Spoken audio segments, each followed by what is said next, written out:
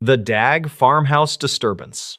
The winter of 1,889 inches, the Ottawa Valley was harsh and unforgiving, a season where the cold seemed to seep through the walls of even the sturdiest homes. In the small community of Clarendon, Quebec, specifically in the Shawville area, the farmhouse of George Dag stood isolated against a landscape of snow and timber. It was a modest structure, typical for a hardworking farmer trying to support a wife, two young children, and an adopted girl named Dinah. For years, the rhythm of life at the Dag farm was dictated entirely by the demands of agriculture and the weather. There was nothing to suggest that this specific plot of land would soon become the center of a chaotic and terrifying series of events that would draw witnesses from across the region and leave a permanent mark on local history. The trouble did not begin with a storm or a sudden accident, but with small domestic anomalies that were easy to dismiss at first. It started in September, a time when the harvest work usually occupied every waking thought of the household. The first sign that something was wrong was purely financial, or so it seemed. George Dag found a banknote he had left on a dresser torn into pieces.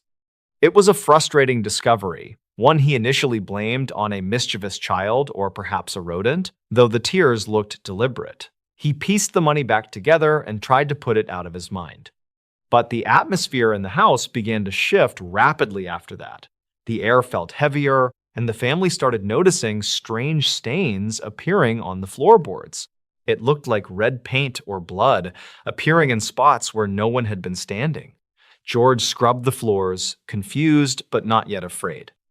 He asked his wife Susan if she had spilled anything, but she was just as baffled as he was. The stains would be cleaned away only to reappear hours later in a different pattern. It was a nuisance, a bizarre housekeeping issue that defied explanation, but it was not yet threatening.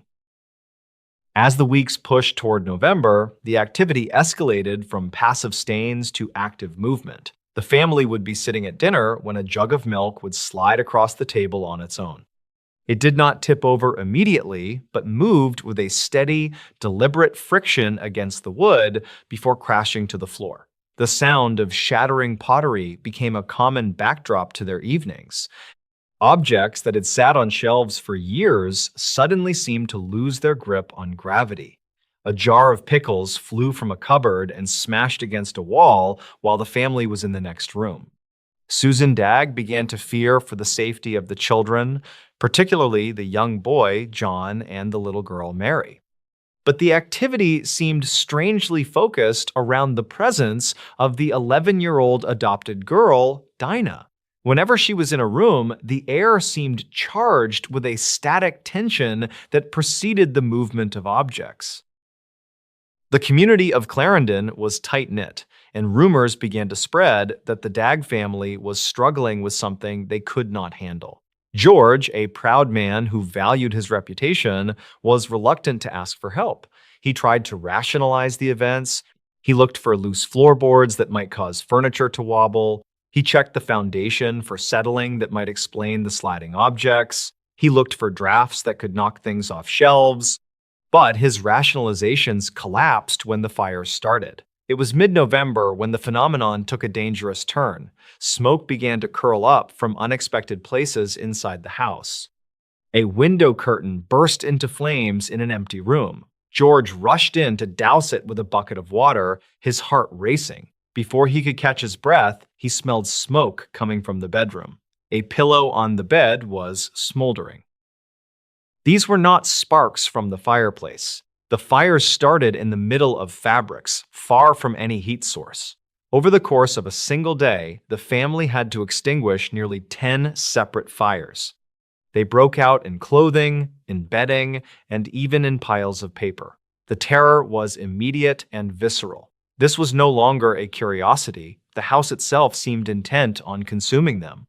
Exhausted and fearing they would burn to death in their sleep, George made the decision to evacuate the main house. He moved his family into a shed on the property, hoping that the distance would provide safety. They carried only the essentials, leaving the haunted farmhouse to stand dark and empty in the cold November night. But the reprieve was short-lived. The phenomena followed them. The shed offered no protection. As the family huddled together, stones began to rain down on the roof. It sounded like a hailstorm, but the sky was clear. Then the stones started coming inside. They did not seem to be thrown through the door or windows in a normal trajectory. Witnesses described the stones as appearing in midair or dropping straight down from the ceiling. They were smooth river stones, some small, some large enough to cause serious injury. George went outside, scanning the perimeter of the property, convinced that someone was playing a cruel prank. He expected to find a group of local boys hiding in the bushes or behind the barn. He found no one. The snow around the shed was undisturbed, yet the stones continued to batter the structure. Desperation drove George to seek help from the wider community. He realized that if he did not get outside verification, people would think he had lost his mind. He invited neighbors to come and see for themselves. At first, people were skeptical. They arrived expecting to find a family gripped by hysteria or a hoax orchestrated by the children. What they found silenced their doubts. Arthur Smart, a local skeptic, arrived at the farm determined to expose the trickery. He stood in the main room of the farmhouse, which the family had cautiously re-entered during the day. As he stood there, a stone the size of a hen's egg flew across the room and struck him. He could not determine the source. He watched as a wash basin rose from its stand and crashed to the floor. Smart left the farm shaken, his skepticism replaced by a deep unease. Word reached a man named Percy Woodcock, a well-known artist and an amateur investigator of the unexplained who was staying in Brockville. Woodcock was a man of education and intellect, not easily swayed by country superstitions. He heard the reports coming out of Clarendon and decided to travel to the Dag farm to document the events firsthand. He arrived with a notebook and a critical eye, prepared to dismantle a fraud. Instead, he became the primary chronicler of one of the most intense hauntings in Canadian history. Woodcock arrived in the aftermath of the fires, just as the phenomenon was shifting into a new, more disturbing phase. The physical assaults were continuing, but now the entity was beginning to communicate. Woodcock spent days at the farm observing the family dynamics. He noted that Dinah seemed to be the epicenter. She was a quiet girl, often looking exhausted and frightened. When she was present, the activity spiked. Woodcock witnessed stones floating through the air, moving with a trajectory that defied physics. He saw them turn corners and slow down before hitting a target. He noted that while the stones often hit people, they rarely caused significant pain, as if the force was dampened at the last second. It was terrifying, but controlled. But the most chilling aspect for Woodcock was the sound that began to emanate from the empty air. It started as a low, guttural growl, distinct from any animal native to the region. The growling evolved into a voice. It was a gruff, masculine voice that seemed to come from nowhere and everywhere at once. It did not originate from Dinah's mouth. Witnesses, including Woodcock, observed her closely while the voice spoke. Her lips did not move, and the sound often came from a corner of the room or from the ceiling. The voice was abusive and vulgar. It shouted obscenities at the family, mocked their fear, and made specific threats. It seemed to know things about the neighbors that no one else knew, revealing secrets that caused embarrassment and shock among the witnesses. This marked a turning point in the haunting. It was no longer just a force, it was a personality. Woodcock decided to engage the voice directly. He treated it not as a ghost, but as an intelligence that could be reasoned with or at least analyzed. He asked the entity what it was. The voice responded with a barrage of profanity, calling itself the devil. It claimed it was there to torment the family until they were driven out. Woodcock remained calm, recording the dialogue in his notes. He challenged the entity, asking it to perform specific tasks to prove its power. On one occasion, he asked the entity to retrieve a piece of paper he had marked and placed in a different location. Moments later, the paper drifted down from the ceiling, landing at his feet. The interaction between the artist and the invisible presence became a bizarre battle of wills. The sheer number of witnesses grew daily. People traveled from Ottawa and surrounding townships, clogging the road to the Dag farm. They crowded into the house, hoping to see a chair move or hear the voice. The farmhouse became a theater of the impossible.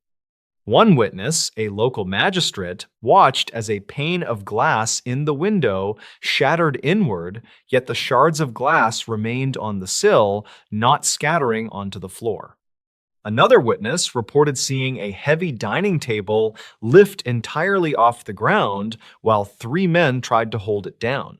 The force required to lift it against their resistance was immense. Through it all, the Dag family tried to maintain a semblance of normalcy, but the strain was visible on their faces. George was losing weight, and Susan was perpetually on the verge of collapse.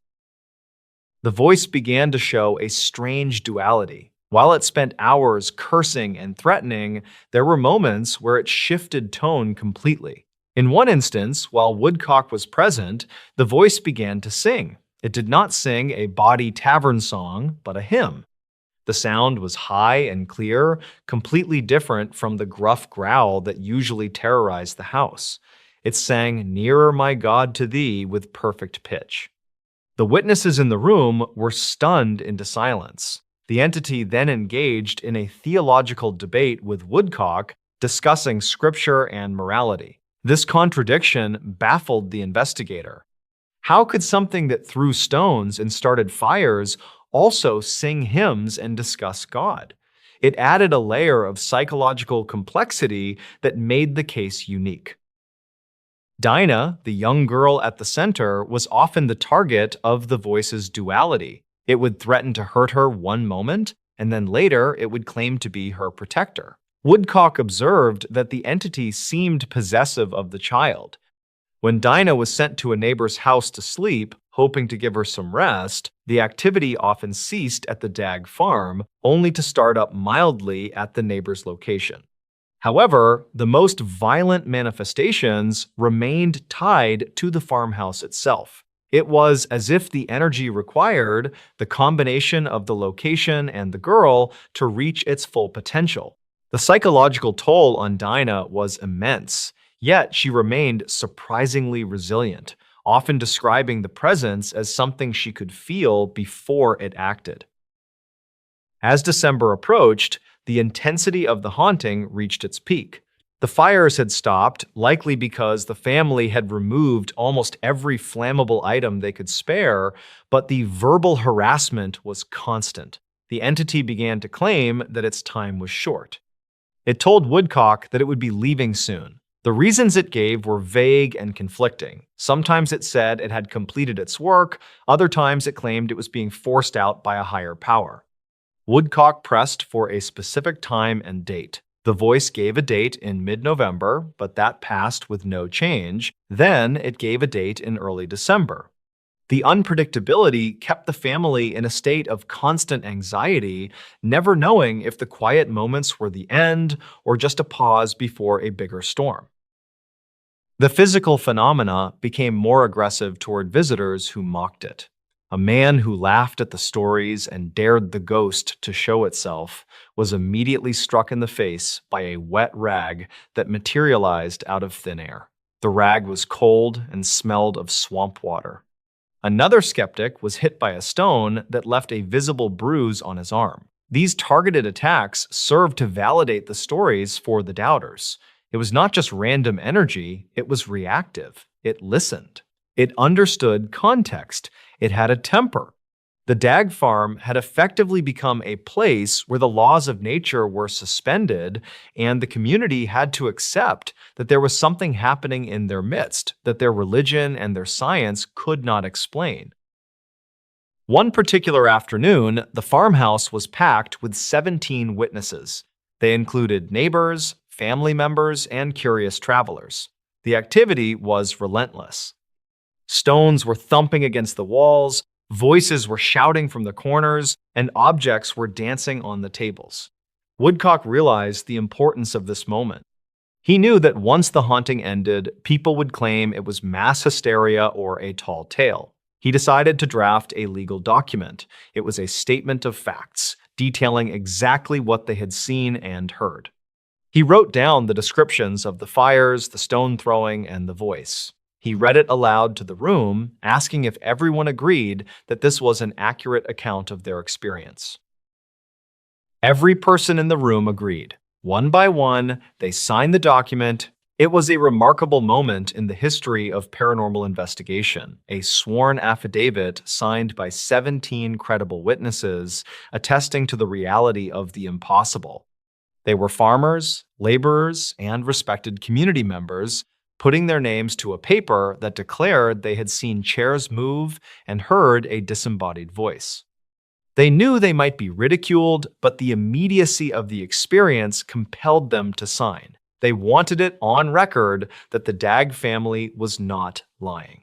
They wanted it known that they had stood in that cold farmhouse and witnessed things that should not be. Shortly after the signing of the statement, the activity began to wane. The voice spoke less frequently, its tone losing the aggressive edge that had defined it for weeks.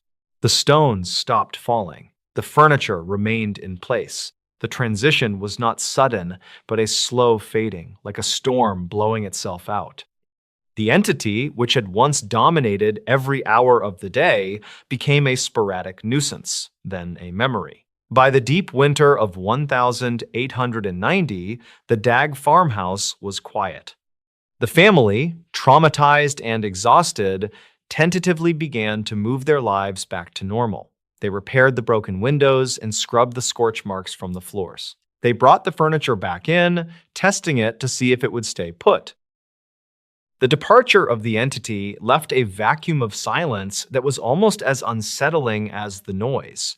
George Dagg never fully recovered his sense of security. He had seen his home turned into a battleground against an invisible enemy. Susan Dagg remained vigilant, watching the children for any sign that the presence had returned. Dinah, the focus of so much of the energy, grew up and eventually moved away, living a life that was largely quiet and unremarkable, a stark contrast to the chaos of her childhood. She rarely spoke of the events publicly in her later years, perhaps wishing to leave the darkness behind in Clarendon. Percy Woodcock left the farm with his notebook filled and his worldview shaken. He had come to expose a fraud and left as a believer in the unexplained. He championed the story not as a campfire tale, but as a documented case of spiritual interaction. He published his account detailing the conversations with the voice and the behavior of the thing. His report remains one of the most detailed first-hand accounts of a poltergeist outbreak from that era. He emphasized the intelligence of the entity, the way it played with them, and the distinct lack of fear it showed toward religious intervention. It was a puzzle he never solved, only observed. The Dagg haunting, or the Dagg poltergeist, as it came to be known in quieter circles, faded from national headlines but remained a potent legend in the Ottawa Valley. It was never solved. No trickwires were ever found, no ventriloquist was ever discovered. The sheer duration of the event, lasting several months, and the variety of phenomena from fire to sound to physical force made it difficult to dismiss as a simple prank. Pranks usually have a punchline or a profit motive. This had neither. It only brought destruction and terror to a poor farming family.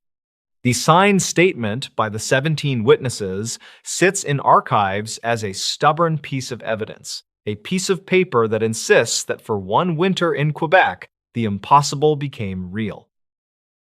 In the years that followed, the story was often retold in the region, passed down through generations of families who had been there or knew someone who had. The farmhouse eventually fell into disrepair, reclaimed by the harsh Canadian elements that had battered it during that long winter. But the core of the mystery remained.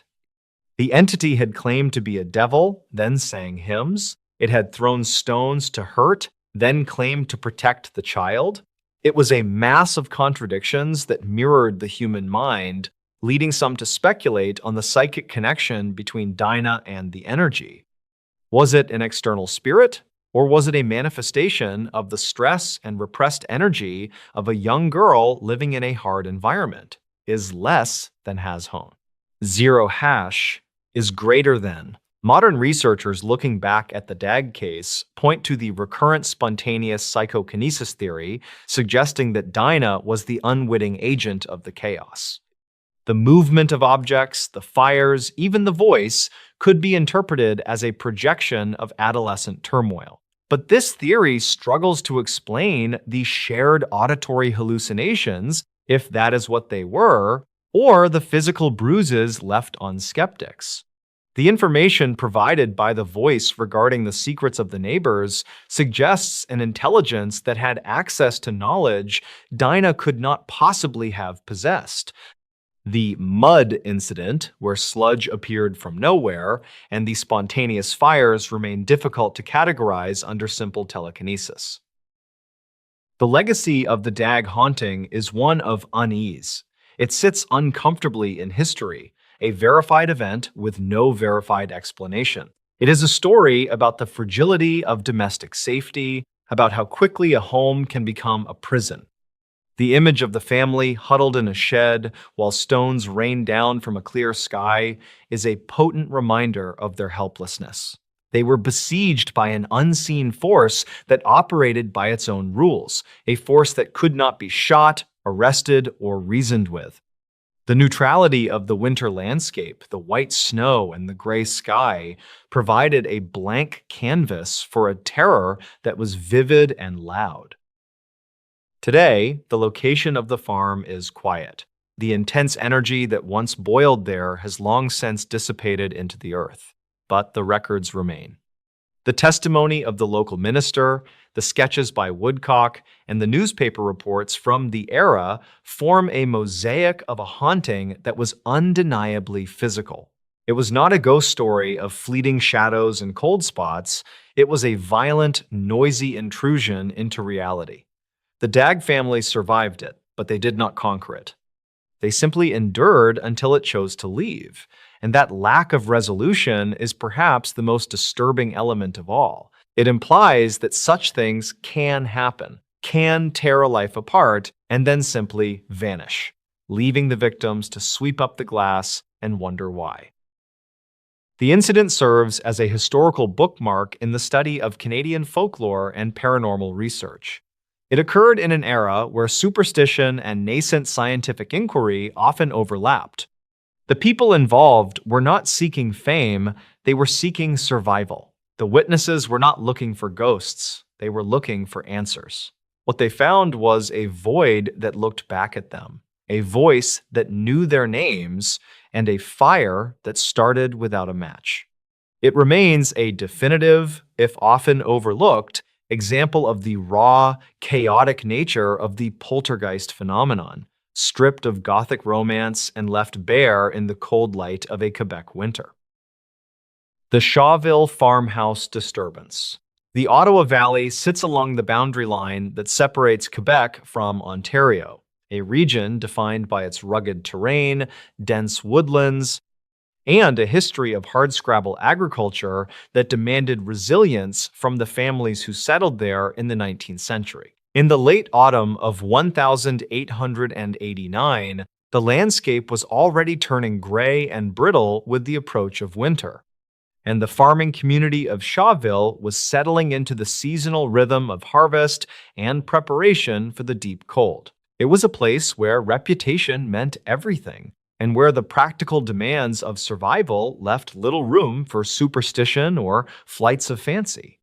The people who lived there were Methodists and Presbyterians, grounded in a strict work ethic and a literal interpretation of the world around them.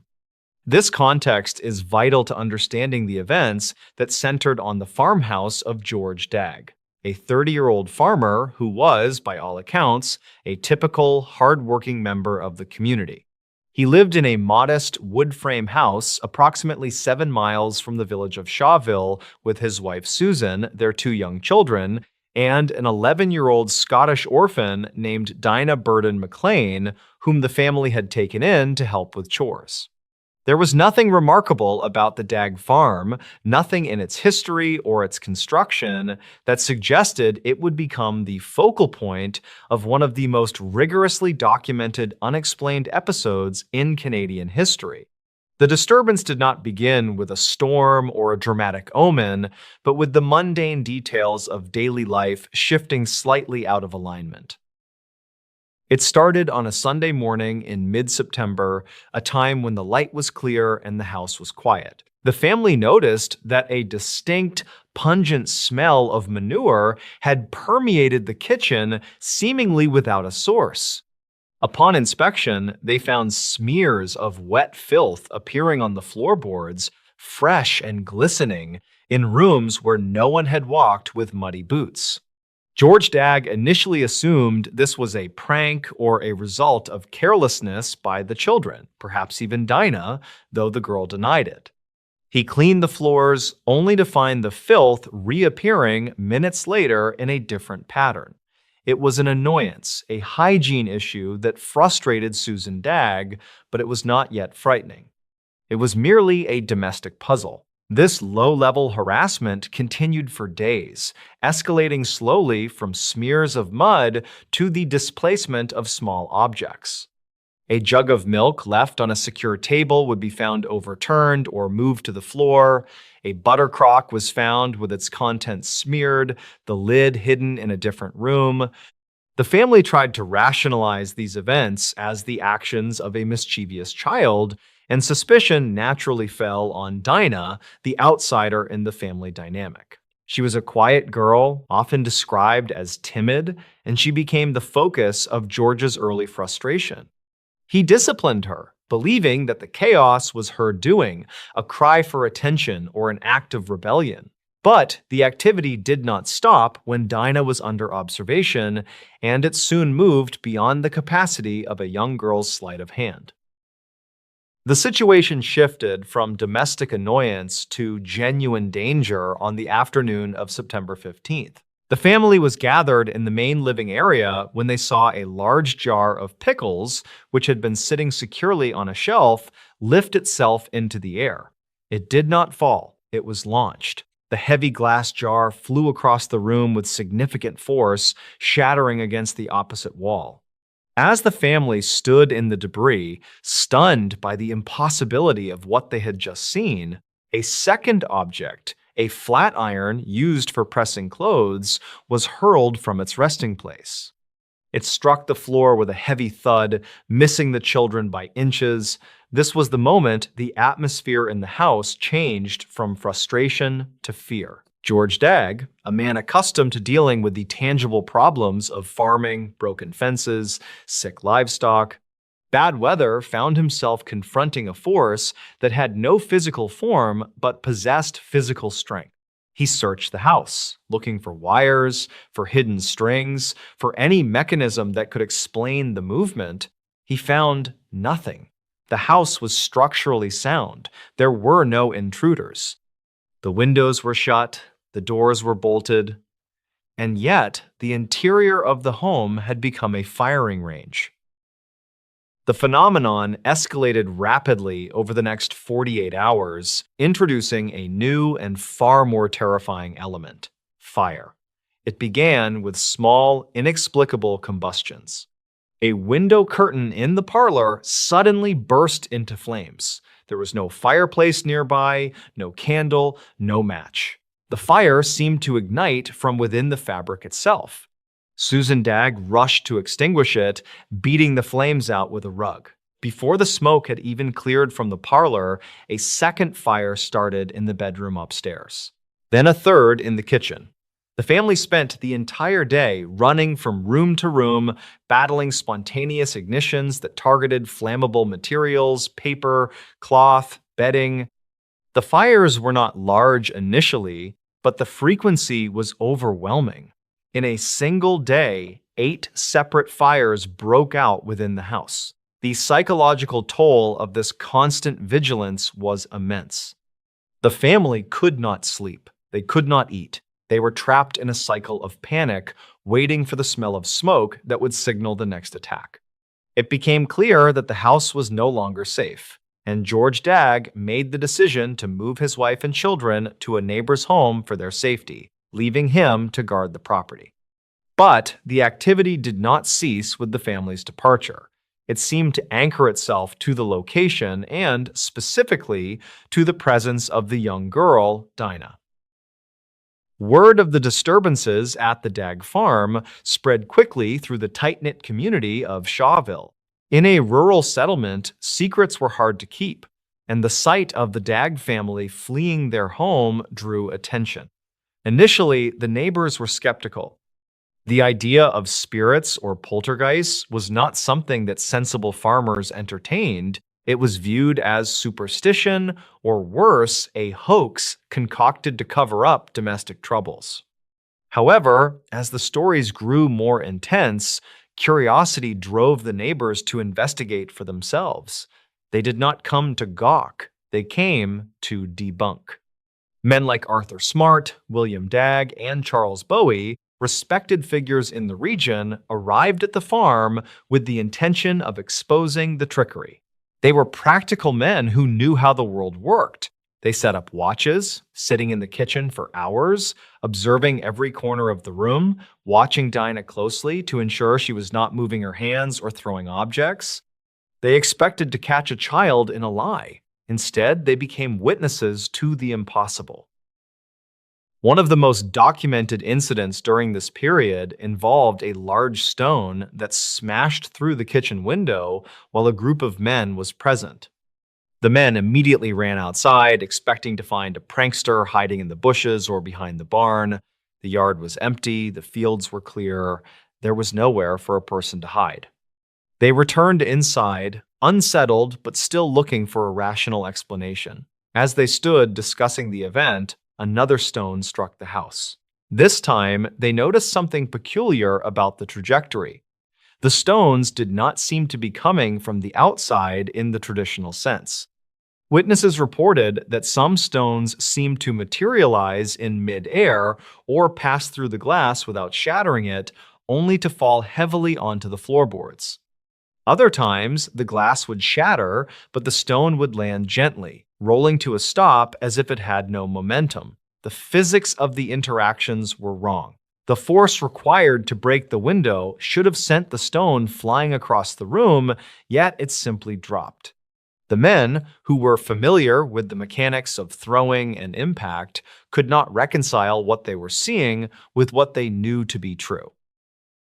The skepticism of the community evaporated as more people experienced the phenomena firsthand. It wasn't just one or two impressionable individuals, it was a collective experience. A document was eventually drawn up, a formal affidavit signed by 17 witnesses attesting to the reality of the events.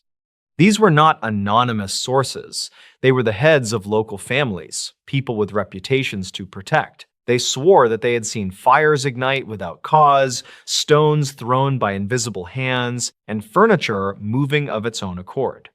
This document remains one of the most compelling pieces of evidence in the case, a testament to the fact that whatever was happening at the Dagg farm was an objective reality, not a subjective hallucination. The sheer number of witnesses made it impossible to dismiss the events as mass hysteria. They stood in the room, they felt the heat of the fires, they dodged the flying objects, they heard the sounds. As the physical manifestations continued, the nature of the haunting evolved. It shifted from telekinetic violence to something more intelligent and communicative. A sound began to permeate the house, a low, guttural noise that initially resembled the growling of a dog or the grinding of heavy stones. Over time, this sound refined itself, sharpening into a voice. It was not a human voice, or at least it did not sound like any human the family knew. It was described as gruff, masculine, and varying in pitch. It seemed to come from empty space, sometimes from the ceiling, sometimes from the center of the room, and occasionally it seemed to emanate from the vicinity of Dinah, though witnesses repeatedly checked her mouth and throat and found them motionless. The voice was crude and often obscene, shouting profanities that shocked the conservative religious sensibilities of the onlookers. It mocked the farmers, calling them by name, revealing personal secrets that a stranger could not have known, and engaging in arguments with those brave enough to speak back. The arrival of Percy Woodcock, a well-known artist and amateur psychical researcher from Brockville, marked a turning point in the documentation of the case. Woodcock had heard reports of the Dag mystery and traveled to Shawville with a skeptical but open mind. He was a man of education and culture, distinct from the rough-hewn farming community, and his presence added a layer of analytical observation to the chaos. Woodcock did not just watch, he engaged. He spent days at the farm, recording the events with a meticulous eye for detail. He witnessed the movement of objects, the sudden fires, and, most disturbingly, he conversed with the voice. Woodcock's accounts describe a presence that was mercurial, sometimes angry and violent, other times strangely docile and even theological. He noted that the entity seemed to have a split personality. At times, it claimed to be a devil, reveling in the chaos it caused. At other times, it sang hymns with a terrifyingly beautiful clarity, its voice changing timbre to sound almost angelic. One particular afternoon, Woodcock conducted an experiment to test the intelligence and perception of the entity. He took a pencil and wrote a question on a piece of paper, hiding it from view so that no one in the room, especially Dinah, could see it. He then asked the voice to answer the question. The voice, emanating from the empty air near the ceiling, correctly answered the written query. Woodcock repeated the test with different questions, shielding his actions, and each time the voice responded accurately. This suggested to Woodcock that the entity possessed a form of clairvoyance or telepathy, able to perceive things that were not physically visible. It was not merely reacting to the environment, it was observing it on a level that bypassed normal sensory channels. This intelligence made the threat feel significantly more acute. It wasn't just a blind force of nature, it was a conscious observer that was watching them, listening to them, and reacting to their thoughts. The focus on Dinah Burden McLean became increasingly intense during this phase. The entity often claimed that it was there for her, sometimes threatening to take her away, other times claiming it belonged to her. The psychological pressure on the 11-year-old girl was devastating. She was the center of a storm she could not understand, blamed by some for the events, feared by others, and terrified by the voice that seemed to hover over her shoulder. Yet, despite the suspicion that she was somehow the source, the physical evidence often exonerated her. On one occasion, a heavy harmonic organ was lifted and tipped over, while Dinah was visibly standing on the other side of the room, surrounded by witnesses who were holding her hands to ensure she did not move. The sheer weight of the organ required two grown men to lift it back upright. An 11-year-old girl, even if she had been free to move, could not have generated the force necessary to tip it. The phenomenon was using her as a focal point, but it was operating with a power that exceeded her physical capabilities. The interactions between the entity and the family reached a bizarre peak when the voice began to demand specific actions. It would order George Dag to perform tasks, or it would demand food. In one disturbing instance, a piece of buttered bread was placed on a table as a sort of offering or test. Witnesses watched as the bread was lifted into the air by an invisible hand. Bites appeared in the bread, disappearing into nothingness, accompanied by the sound of chewing and swallowing. The bread was consumed in front of their eyes, leaving only crumbs. This biological mimicry, the sound of breathing, the sound of eating, the capacity to speak, blurred the line between a spectral haunting and a physical presence. It was as if the entity was trying to build a body for itself out of the available energy in the house. It was becoming more solid, more undeniable with every passing day. The climax of the haunting occurred in mid-November, roughly 3 months after it began. The intensity of the disturbances had reached an unsustainable level. The fires were constant, the noise was deafening, and the crowds of onlookers were disrupting the entire operation of the farm. The entity, which had engaged in long theological debates with Woodcock and the family, began to show signs of changing its demeanor. After weeks of profanity and violence, the voice shifted toward a more somber, almost repentant tone. It began to speak of departure. It claimed that its time was ending. The shift was as baffling as the arrival. There was no exorcism performed, no ritual cleansing that drove it away. The dynamic simply exhausted itself. The voice announced that it would leave on a specific date, promising peace to the family that it had tormented. On the final day, the atmosphere in the house was heavy with anticipation. The family and the assembled witnesses waited, unsure if this was another trick. The voice spoke for the last time, offering a final farewell that was strangely devoid of the malice that had characterized its earlier interactions. It sounded weary. Then the sounds ceased. The house, which had been a cacophony of banging, crashing, and shouting for months, fell into a profound silence. The heavy, oppressive feeling that had hung over the property lifted. George Dagg checked the rooms. The fires had stopped. The objects sat still on their shelves. The air smelled only of the wood stove and the cold autumn wind outside. The presence was gone. The aftermath of the Dagg haunting left the community of Shawville with more questions than answers. The signed statement by the 17 witnesses was published in the local newspapers, the Times, Pontiac Advance-Times, and others, serving as a public record of the impossible. These men put their names to a document that could have ruined their reputations, swearing that they had seen the laws of physics violated. They described the events not as a ghost story, but as a series of facts. The fires happened, the stones were thrown, the voice spoke. There was no attempt to embellish, only to record. Percy Woodcock left the farm with his notes, deeply affected by what he had seen. He had arrived a skeptic and left convinced that he had interacted with an intelligence that defied scientific explanation. George Dagg and his family remained on the farm. They did not flee the region, nor did they capitalize on the fame of the event. They simply went back to work.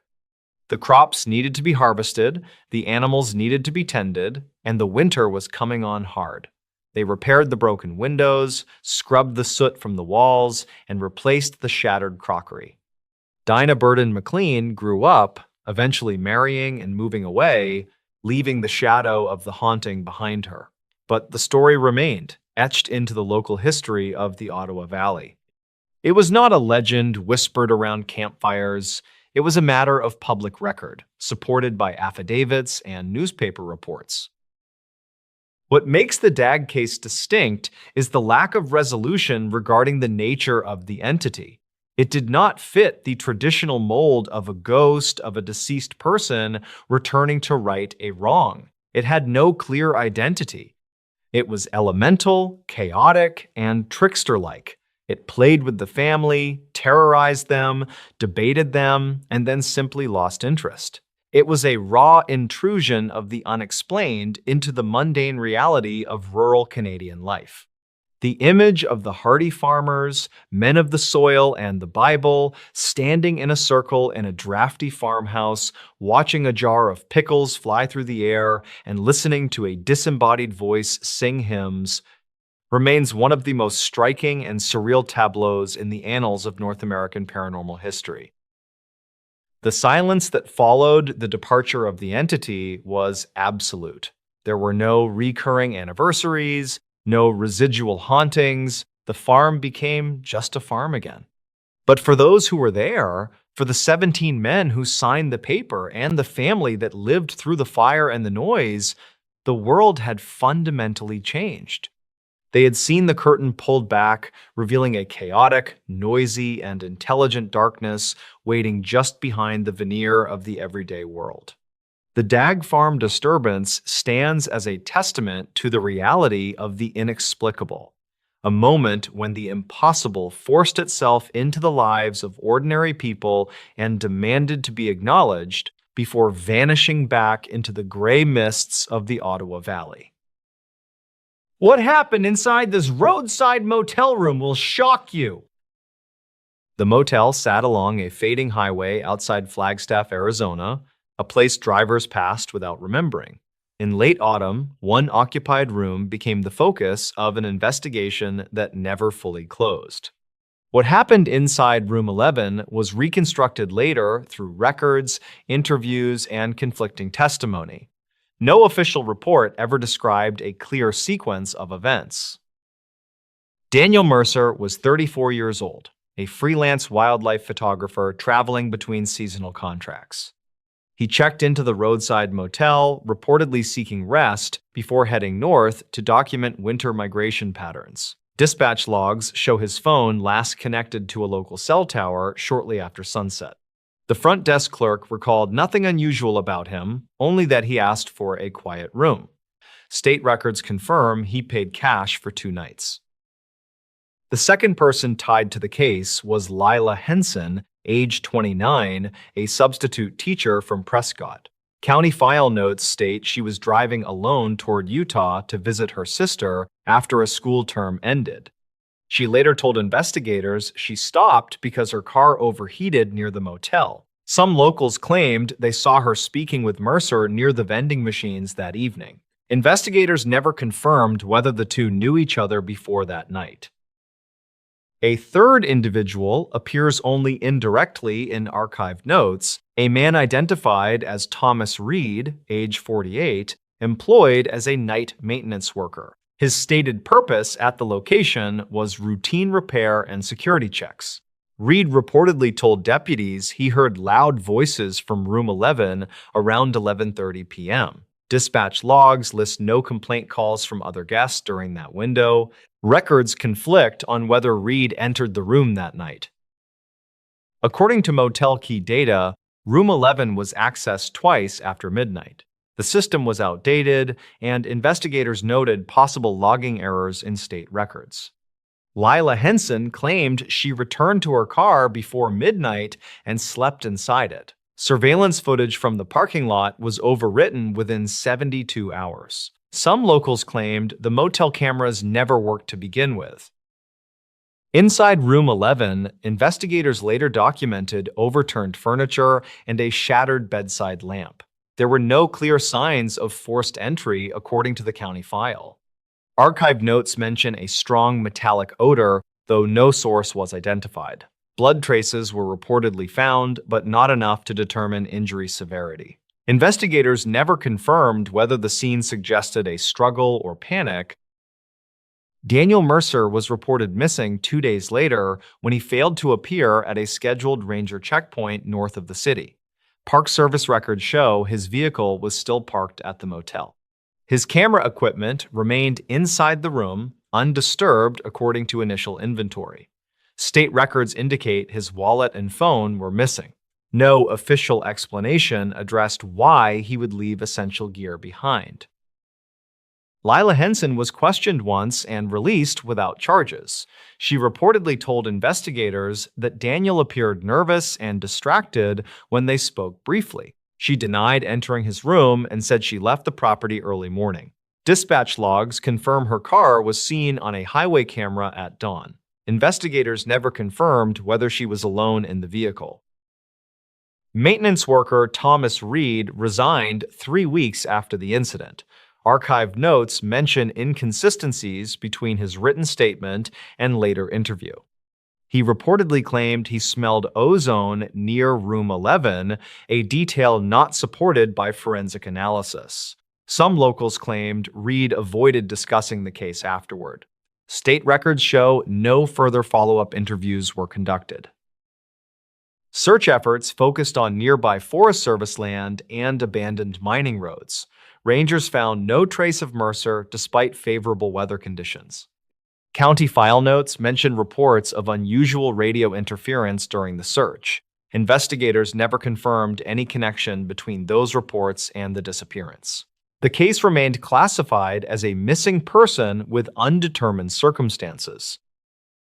In the weeks following the disappearance, investigators revisited the motel several times. County file entries describe minor structural damage behind the drywall near room 11. No explanation was given for how it occurred or when. The motel owner reportedly repaired it without documentation. Records conflict on whether samples were collected before repairs. Archive notes show that Daniel Mercer had photographed unusual animal tracks days earlier near a restricted forest area. The images were stored on a memory card recovered from his camera. Some prints appeared distorted, inconsistent with known species, according to one ranger. Investigators never confirmed whether the photos were relevant to the motel incident. State records list the images as inconclusive. A separate lead emerged involving a payphone once located across the highway. Dispatch logs recorded a brief call placed at 12:42 a.m. from that phone. The call lasted less than 30 seconds and did not connect. Some locals claimed the phone produced static even when working. Investigators never confirmed who attempted the call. The payphone was removed the following year. Lila Henson contacted authorities again 3 months later. She reportedly said she remembered hearing knocking while inside her car that night. Her statement conflicted with her earlier claim of uninterrupted sleep. County file notes show investigators questioned the change but took no action. Records conflict on whether her revised account was formally recorded. Some locals claimed stress influenced her memory. During a routine audit, state records revealed an unlogged maintenance entry for room 11. The timestamp fell between 1:15 and 1:40 a.m. Thomas Reed denied making the entry when contacted by phone. Archive notes state he ended the call abruptly. Investigators never confirmed if the system error was human or technical. The audit report offered no conclusion. Park rangers later reported finding Mercer's jacket near a seasonal creek bed. The location was 12 miles from the motel and difficult to access on foot. The jacket showed no signs of tearing or blood. Dispatch logs indicate the item was logged but not photographed. Records conflict on whether the jacket was verified by family. Investigators never confirmed how it reached the area. Some locals claimed unusual lights were seen near the tree line that same week. These reports were included in archive notes but marked as unverified. Investigators attributed them to distant vehicles or equipment. No formal interviews were conducted regarding the sightings. State records show no attempt to correlate times or locations. The claims remained anecdotal. A private investigator hired by Mercer's family reviewed county files 2 years later. His report noted missing timestamps and altered page numbers. He reportedly suggested evidence handling errors rather than misconduct. Investigators never responded publicly to his findings. State records acknowledge receipt of the report without comment. The family declined further interviews. Room 11 was eventually renumbered during a motel renovation. No plaque or marker references the incident. New management stated they were unaware of the case details. Archive notes confirm original records were boxed and stored off-site. Some locals claimed guests still request Room 11 out of curiosity. Investigators never monitored those requests. As of 2024, Daniel Mercer remains missing. His case file is still open but inactive, according to state records. No charges were filed and no official cause was determined. Dispatch logs end without resolution. What occurred inside that roadside motel room remains undocumented. Investigators never confirmed whether anyone else knows more than what was recorded. In later years, former motel guests came forward with fragmented memories. One truck driver reportedly recalled hearing a sharp impact against a wall that night. He said it sounded heavier than a door slam. His statement was never added to the official county file. Records conflict on whether investigators considered him a credible witness. Archived weather data shows temperatures dropped rapidly after midnight. Investigators noted exposure risk if Mercer had left the motel on foot.